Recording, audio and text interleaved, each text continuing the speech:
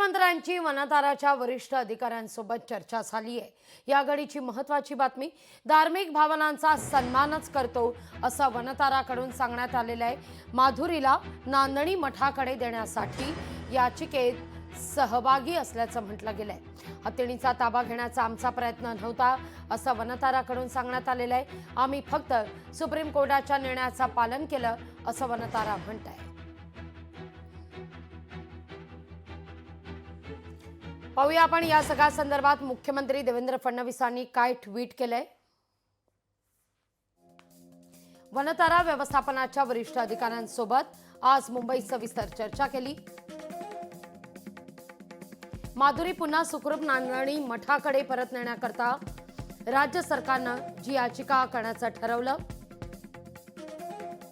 त्यात सहभागी होण्याचा निर्णय वनतारानं घेतला असल्याचं त्यांनी मला आश्वस्त केलंय असं मुख्यमंत्री ट्विट करून कळवत आहेत। या चर्चेदरम्यान त्यांनी सांगितलं की आम्ही केवळ सुप्रीम कोर्टाच्या निर्णयाचं पालन केलं, महादेवी हत्तीणीचा ताबा घेण्याचा आमचा प्रयत्न नव्हता असं देखील फडणवीसांनी म्हटलंय। महादेवी हत्तीणीकरता पुनर्वसन केंद्र उभारण्यास राज्य सरकारला सर्वतोपरी मदत करण्याची तयारी सुद्धा वनतारांना दर्शवली आहे।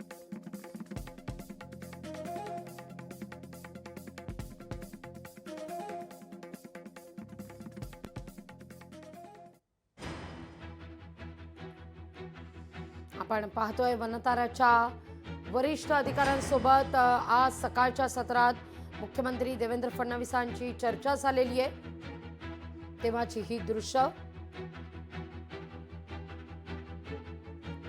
वनताराचे वरिष्ठ अधिकारी या चर्चेत सहभागी झालेले होते। आम्ही धार्मिक भावनांचा सन्मानच करतो असं वनतारानं म्हटलेलं आहे। आम्ही फक्त कोर्टाच्या निर्णयाचं पालन केलं असं वनताराकडून स्पष्ट करण्यात आलेलं आहे। काल खरं तर या सगळ्या मुद्द्यावर सकाळी 10:30च्या दरम्यान विशेष बैठक घेण्यात आलेली होती मुख्यमंत्र्यांच्या नेतृत्वात। ज्या बैठकीत नांदणी मठाचे महंत देखील सहभागी झालेले होते, कोल्हापूरचे लोकप्रतिनिधी सहभागी झालेले होते। महादेवी हत्तीणीला परत आणण्याच्या दृष्टीनं प्रयत्न करावेत अशी मागणी त्यावेळी करण्यात आली। त्यावेळी नांदणी मठासोबत राज्य सरकार असल्याचं फडणवीसांनी आश्वस्त केलेलं होतं।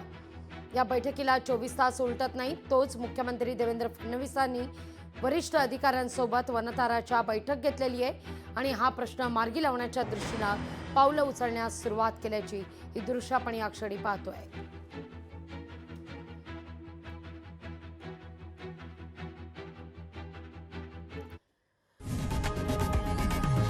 लोकशाही मराठी ऐका, पहा, जागरूक रहा।